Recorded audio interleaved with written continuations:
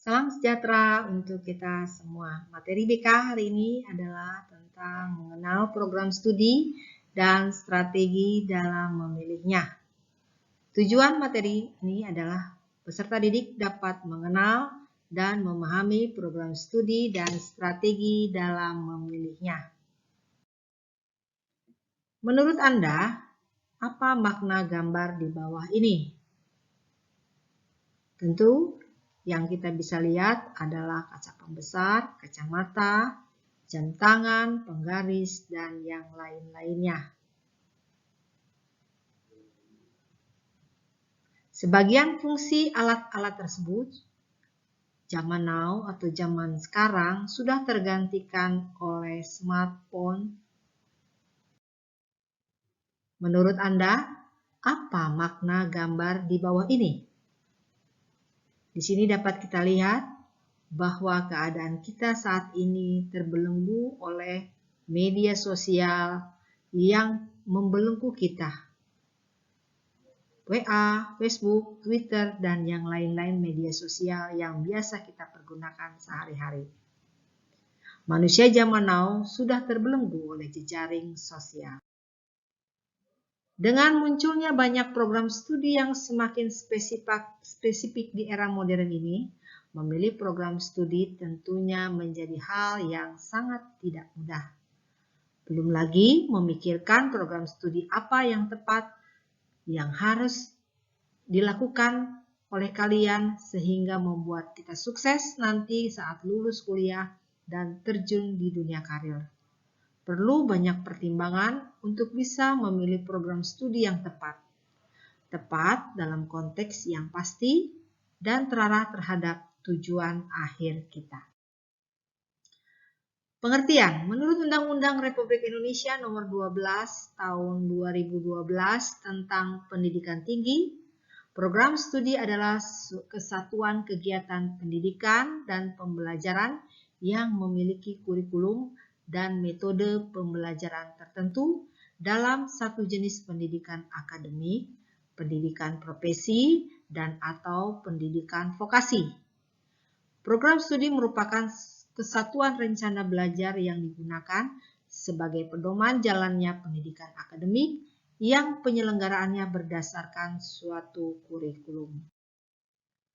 Nah, sekarang muncul kata-kata atau hal mungkin yang baru. Walaupun sebenarnya sudah Ibu jelaskan beberapa waktu yang lalu, yang mengharuskan kalian mengerti apa yang dikatakan dengan prodi dan jurusan. Kalau di sekolah mungkin kata jurusan identik dengan jurusan IPA, IPS, dan bahasa. Nah, kalau di universitas kamu mungkin banyak mendengar kata prodi, program studi, dan jurusan.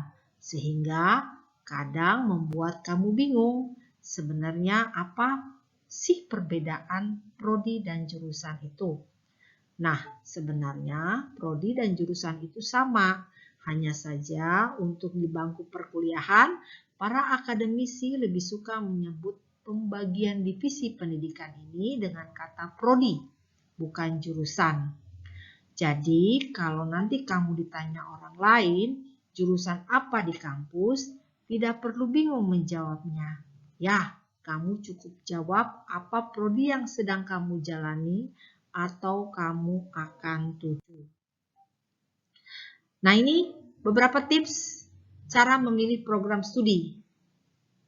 Nah, prinsip dasar yang harus dipertimbangkan dalam memilih program studi adalah dua, yaitu akademik dan non-akademik. Ya. Akademik yaitu pemahaman tentang program studi. Ya, di mana kita harus memahami tentang program studi, perlu mengetahui tentang program studi meliputi tujuan, ruang lingkup, prospek kerja, program studi, dan persaingan PTN PTS yang membuka program studi yang sama. Selanjutnya, kemampuan akademik. dalam memilih program studi harus disesuaikan dengan kemampuan akademik. Kemampuan akademik terlihat dalam menyelesaikan soal yang telah dievaluasikan maupun pendukung akademik lainnya. Yang kedua, non-akademik. Apa sih non-akademik itu? Yang pertama, tentu saja menyesuaikan cita-cita, bakat, dan minat. Bagi yang telah memiliki cita-cita tertentu, maka lihatlah program studi apa yang membawa menuju profesi atau pekerjaan yang diinginkan tersebut. Sesuaikan jurusan yang ingin diambil sesuai dengan bakat minat. Selalu Ibu ulang-ulang. Carilah jurusan yang sesuai dengan bakat dan minat kalian. Selanjutnya, faktor dan variabel pendukung. Ya. Yang pertama tentu saja penyesuaian cita-cita, bakat, dan minat. Bagi yang telah memiliki cita-cita tertentu, maka lihatlah jurusan apa yang dapat membawa kamu kepada suatu profesi atau pekerjaan tersebut. Jangan memilih jurusan teknik geodesi jika kamu ingin menjadi dokter kandungan. Dan jangan pula kalian memilih jurusan sastra Jawa jika kalian bercita-cita jadi polisi. Sesuaikan jurusan yang diambil dengan bakat dan minat kalian. Jika tidak menyukai hitung-hitungan, janganlah mengambil jurusan matematik. Dan jika tidak menyukai menggambar, janganlah mengambil jurusan teknik sipil. Kemudian, lihatlah bakat Anda saat ini. Mengembangkan bakat yang sudah ada disertai dengan rasa suka dan cita-cita pada suatu program studi akan menjadi pilihan yang tepat. Selanjutnya, realistis. Ya, kita lihat ini realistis. Selain menyesuaikan keinginan dan minat, Anda harus berpikir realistis. Jangan terlalu idealis tanpa bermaksud mendeskripsikan jurusan-jurusan tertentu. Ketika Anda sangat menyukai seni puisi atau tertarik pada kajian-kajian Islam, Anda tidak perlu serta-merta memilih jurusan sastra Indonesia atau sastra Arab. Namun Anda bisa menjalani ketertarikan Anda tersebut di luar bangku kuliah. Misalnya mengikuti komunitas bahasa atau kajian-kajian Islam di universitas. Mengapa? Karena lapangan pekerjaan sejenis, jurusan-jurusan tersebut sangat sulit diperoleh. Bukankah tujuan Anda kuliah adalah untuk memperoleh pekerjaan? Selanjutnya, informasi yang sempurna. Carilah informasi yang banyak sebagai dasar pertimbangan kalian dalam memilih jurusan. Cari dan gali informasi yang banyak sumbernya, misalnya dari orang tua, saudara, guru, teman, bimbel, tetangga, konsultan pendidikan, kakak kelas, teman mahasiswa, profesional, dan yang lain-lainnya. Jangan mudah terpengaruh oleh orang lain yang kurang menguasai informasi atau ikut-ikutan tren. Internet juga merupakan media yang tepat dan bebas untuk bertanya kepada orang-orang di dalamnya tentang apa yang kalian ingin ketahui. Carilah situs forum atau chatting melalui Messenger dengan orang yang dapat dipercaya. Semua informasi yang Anda dapat dirangkum dan dijadikan bahan untuk memilih jurusan. Selanjutnya, lokasi dan biaya. Bagi orang-orang yang hidup dalam keadaan ekonomi di atas, memilih jurusan tidak akan menjadi masalah. Biaya yang nantinya harus ditanggung dapat diselesaikan dengan mudah. Baik itu pengeluaran studi, biaya hidup, lokasi, tempat tinggal, dan yang lain-lainnya. Bagi masyarakat ekonomi golongan menengah ke bawah, lokasi dan biaya merupakan masalah yang harus kalian perhitungkan, ya. Jadi, konsultasikan ke orang tua tentang masalah biaya tersebut.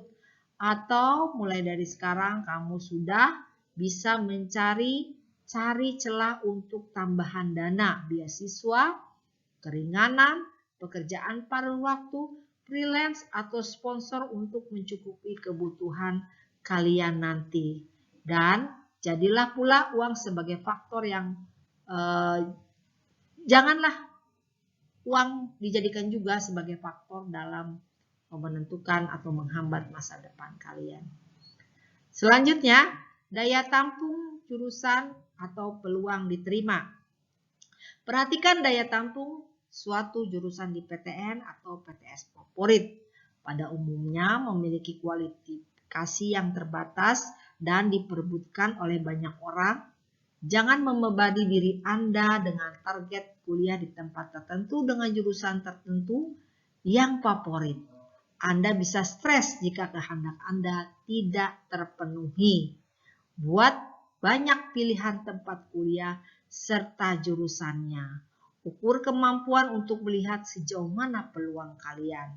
Apakah kalian mengikuti seleksi SNMPTN, SBMPTN melalui UTBK maupun ujian masuk lainnya.